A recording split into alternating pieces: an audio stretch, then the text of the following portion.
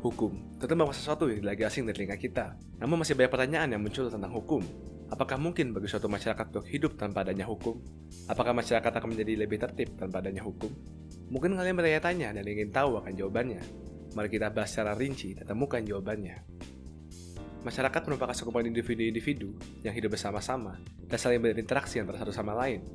Interaksi yang terjadi dalam masyarakat tersebut tentu akan memiliki perbedaan kepentingan, sehingga dengan sendirinya akan terbentuk suatu landasan yang menjadi pengatur tata cara berinteraksi dalam masyarakat, yaitu norma. Norma merupakan suatu kebiasaan umum yang menjadi patokan dalam interaksi bagi kita dalam masyarakat. Terdapat 4 norma dalam masyarakat, yaitu norma agama, norma kesusilaan, norma kesopanan, dan norma hukum. Hukum dan masyarakat merupakan sesuatu yang dapat terpisahkan, seperti pada legal maxim oleh Marcus Tullius Cicero, seorang filsuf terkenal dari Roma, ubi societas ibi ius, di mana ada masyarakat, di situ ada hukum. Legal maxim tersebut dapat dikaitkan dengan pepatah Latin oleh Thomas Hobbes, seorang filsuf dari Inggris yang terdapat pada bukunya De Cive dan Leviathan, Bellum omnium contra omnes, perang antara segala melawan semuanya. Thomas Hobbes menerangkan dari pepatah tersebut bahwa kedudukan manusia pada state of nature, yaitu kedudukan manusia tanpa adanya kedaulatan, akan menimbulkan perang antara segala melawan semuanya, di mana di perang tersebut, semua orang memiliki hak dan kedudukan yang sama akan segala hal.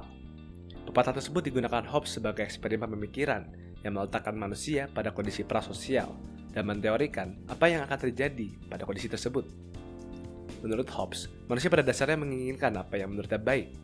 Manusia akan memilih untuk menerapkan kontrak sosial, di mana mereka akan memilih untuk menyerahkan sebagian kebebasannya kepada pihak yang berdaulat dengan tujuan menikmati kedamaian. Hobbes mengakui bahwa seorang penguasa dapat saja melakukan sesuatu yang jahat ataupun dengki, tetapi hal tersebut tidak mengubah kewajiban orang-orangnya untuk tunduk kepada si penguasa. Karena seperti tambahan Hobbes, jika semua orang dapat memerintah dirinya sendiri, maka sama sekali tidak diperlukan adanya kedaulatan. Ia yang mengeluhkan kedaulatannya, mengeluh kepada dirinya sendiri yang merupakan pencipta dari kedaulatan tersebut, sehingga patut untuk tidak menuduh siapapun tetapi dirinya sendiri. Untuk menegakkan hukum yang merupakan alat untuk menjaga keadilan dan ketertiban dalam masyarakat, diperlukan alat lain untuk tercapainya keadilan, yaitu penghukuman. Penghukuman menurut Black's Law Dictionary edisi kedua ialah penderitaan yang dikenakan terhadap seseorang oleh pihak yang berwenang untuk tindakan-tindakan kejahatan oleh orang tersebut, atau kelalaian kewajibannya untuk tunduk kepada hukum. Ubi ius ibi poena, di mana ada hukum, di situ ada penghukuman. Seperti pada kutipan oleh Lucius Annus Seneca yang dijadikan sebagai asas hukum, errare humanum est, perseverare autem diabolicum, to err is human, but to persist is diabolical. Berbuat salah itu manusiawi, tetapi untuk tetap melakukannya adalah kejahatan. Nah, untuk tidak terjadinya pengulangan berbuat salah tersebut, digunakan sistem penghukuman pada hukum, demi terciptanya rasa sadar dan jera pada orang yang melanggarnya. Penghukuman sendiri tidak semata-mata digunakan hanya untuk memberikan penderitaan bagi yang melanggarnya, melainkan untuk tercapainya pemulihan dalam masyarakat. Ubi poena ibi remedium, di mana ada penghukuman, di situ ada pemulihan. Hubungan antara penghukuman dan pemulihan dapat dikaitkan dengan utilitarianism principle oleh Jeremy Bentham, seorang filsuf Inggris. Bentham's utility merupakan kolokasi moralitas yang membandingkan antara apa yang menyenangkan atau baik dengan apa yang menyakitkan atau buruk.